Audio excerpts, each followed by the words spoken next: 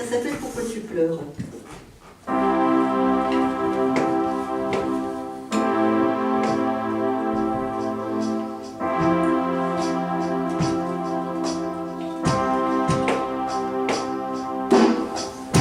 Pourquoi tu pleures? Pourquoi tu cries devant le mur des lamentations? Pourquoi t'as peur?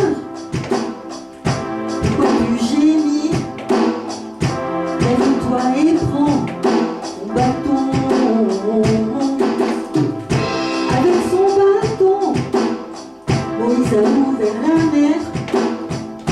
Il a fait jaillir l'eau du rocher. Aujourd'hui Jésus a ouvert le ciel. Il suffit de parler. Car en vérité, si tu dis à ta montagne, ôte-toi de là, jette-toi dans la mer. Si tu ne doutes point en ton cœur, et crois en ce que tu dis, tu verras s'accomplir. Au-dedans de toi, il a mis son esprit, qui est la force de ta vie. Il te conduit sur le chemin étroit qui mène vers la gloire de ton roi. Alors ouvre la bouche, saisis par la foi ce qui est à portée de ta voix. Et tes montagnes seront levées, les murs de Jéricho tombés. Car en vérité, si tu dis à ta montagne, ôte-toi de là, jette-toi dans la mer. Si tu ne doutes point dans ton cœur, et crois en ce que tu dis, tu le verras s'accomplir. Tu le verras s'accomplir. Tu le verras s'accomplir.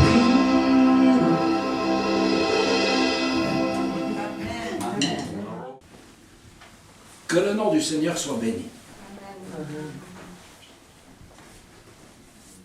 La grâce de Dieu est tellement grande, immense, extraordinaire, que plus j'avance, plus je me rends compte que j'avais bien peu compris de choses dans la parole de Dieu. Et je suis en train de vivre un cheminement avec le Seigneur qui m'amène vraiment à faire plein de modifications dans ma façon de fonctionner, dans ma façon de voir les choses, dans la façon de recevoir de sa part les choses. Vous savez, je l'ai dit souvent, mais j'ai tellement été habitué à devoir faire des efforts pour servir Dieu. Très souvent, quand j'écoutais, je me disais, mais je ne suis pas à la hauteur. Mais j'y arriverai pas. C'est trop. Et puis d'un autre côté, comme j'aimais le Seigneur, je voulais vraiment le suivre. Et quand j'étais revenu au Seigneur, donc quand Dieu m'avait guéri avec tout ce que ça a comporté, je vivais avec un serviteur de Dieu qui voyait vraiment la puissance de Dieu à l'œuvre. Qu'est-ce que j'ai pas vu comme miracle? Et j'en ai vécu aussi.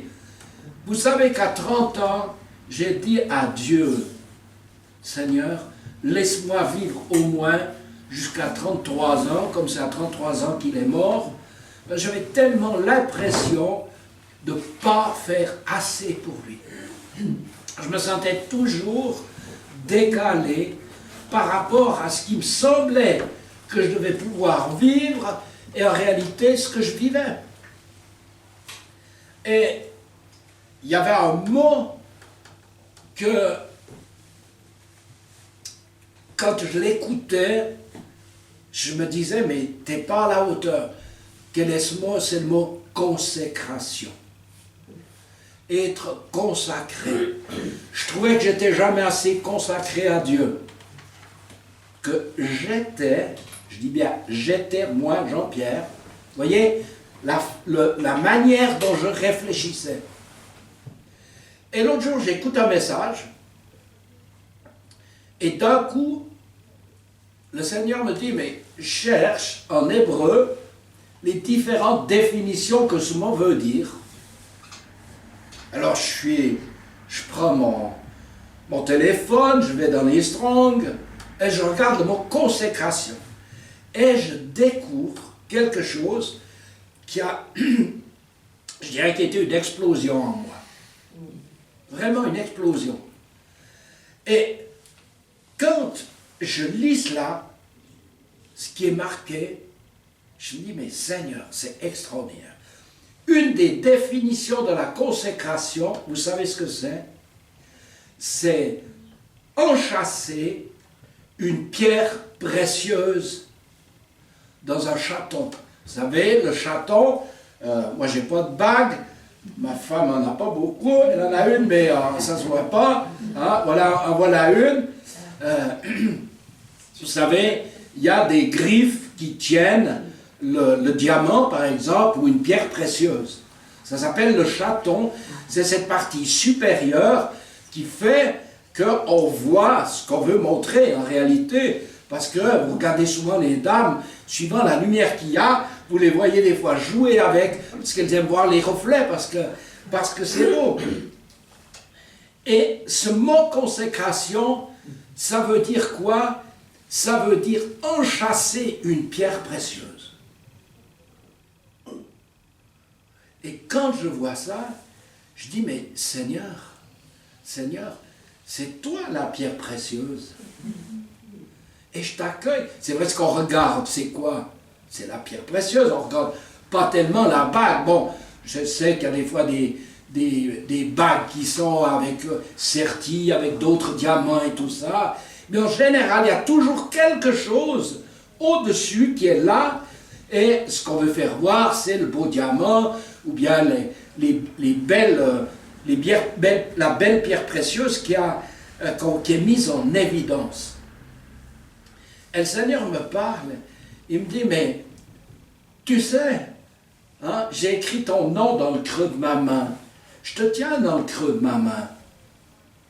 Et puis quand le Seigneur me dit ça, je prends ma main comme ça, et d'un coup, je dis, mais Seigneur, ta main, c'est un petit peu comme un chaton, la main. Hein, quand vous regardez comme ça. Et la pierre précieuse qui vient s'enchâsser. Et il me dit, tu es aussi, mes enfants sont aussi mes pierres précieuses.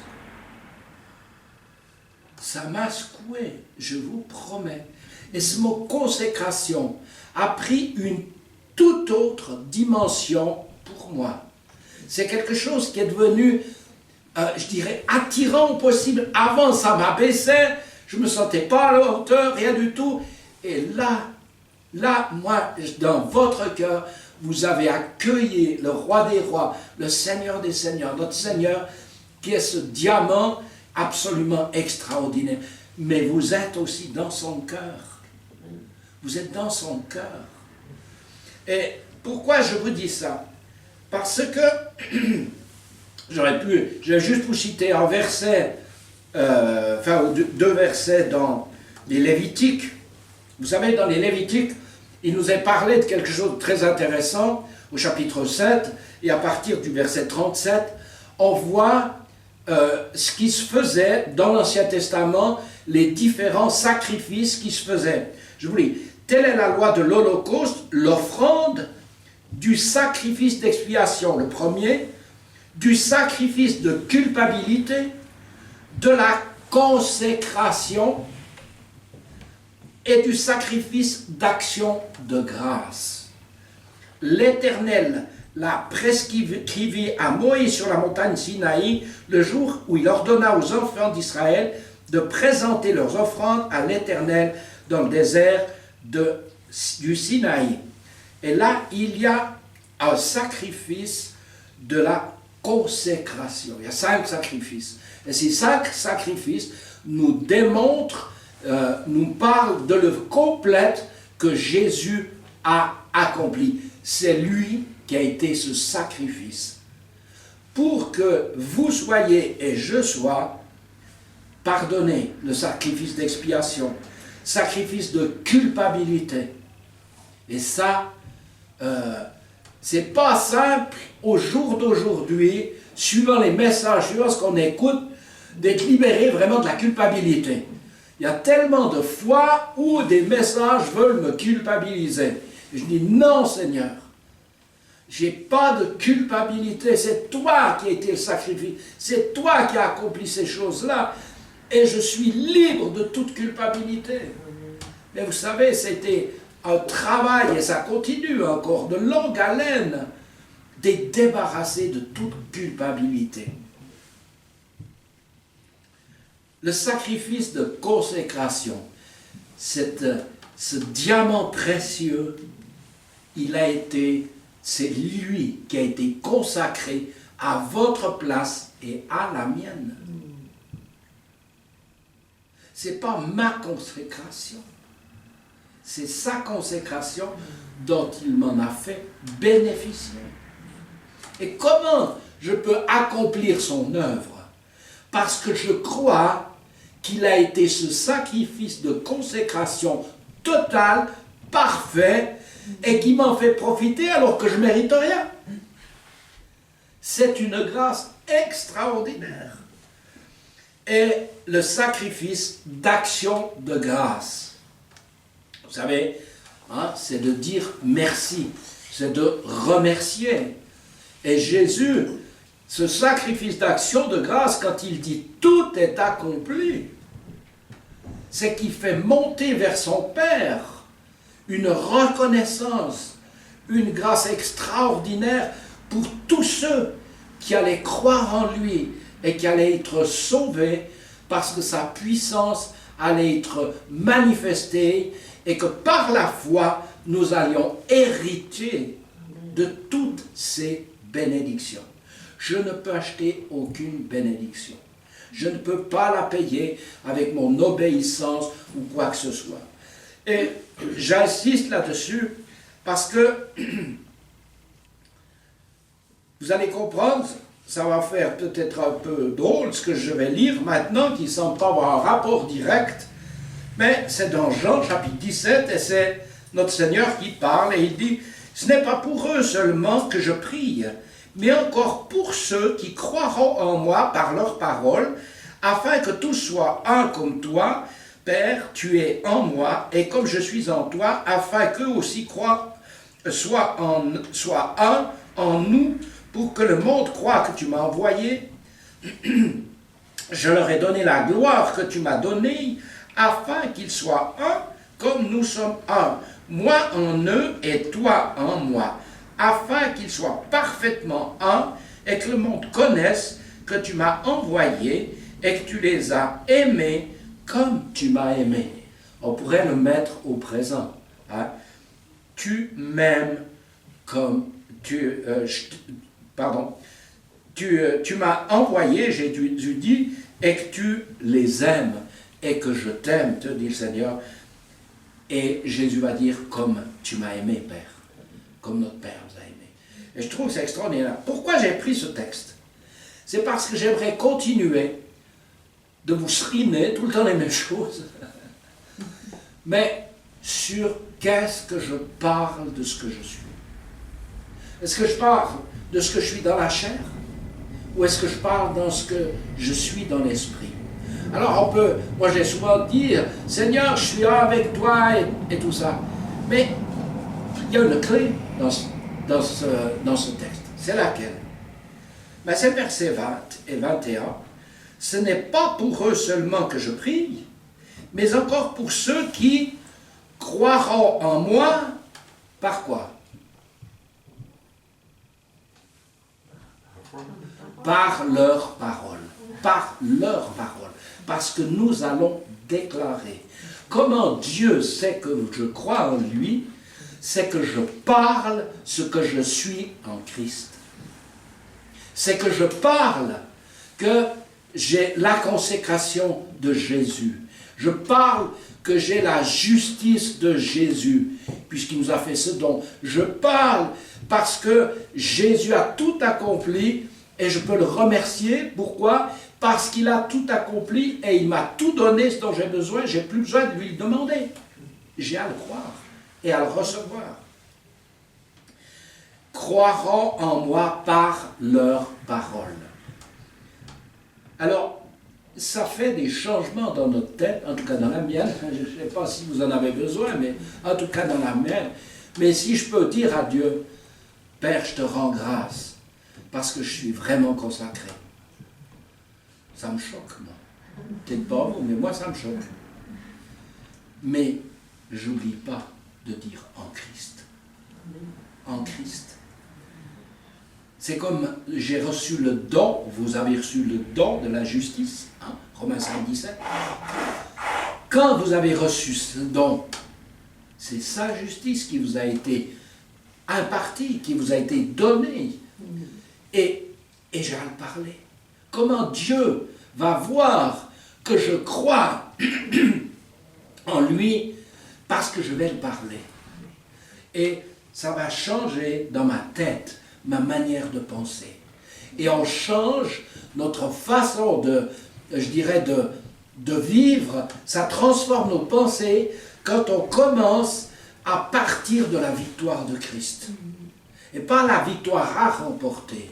C'est je dois remporter. Non, il l'a remporté. Je pars de la victoire. Je pars pas, du problème à résoudre. Puisqu'il m'a béni de toutes sortes de bénédictions, donc toutes celles dont vous avez besoin, il vous l'a déjà donné. Comment je vais la saisir? Par mes paroles. Comment il va voir que je crois? Par mes paroles. Alors dans la prière, là, ça va, ça c'est facile. Mais c'est la suite. C'est en dehors. C'est quand je réfléchis. Quand je pense, qu'est-ce que je mets en moi? Est-ce que tu peux dire que je crois en toi par mes paroles? Seigneur, j'ai encore du chemin, moi, en tout cas. Mais c'est la condition sine qua non pour être un avec lui. C'est qu'on se met en accord avec ce qu'il dit qu'il a fait de nous. Amen. Voilà ce que je voulais vous partager ce matin. Que la grâce de Dieu soit abondamment répandue encore sur vous et que par vos paroles, c'est les plus belles actions de grâce que vous pouvez faire. C'est quand vous dites, je suis fils ou fille de Dieu. Je suis sanctifié parce qu'il m'a sanctifié une fois pour toutes. C'est lui qui a été sanctifié pour que je le sois. Voyez? Et quand il dit, je suis sanctifié par Jésus-Christ, en Jésus-Christ. Ça, c'est des actions de grâce.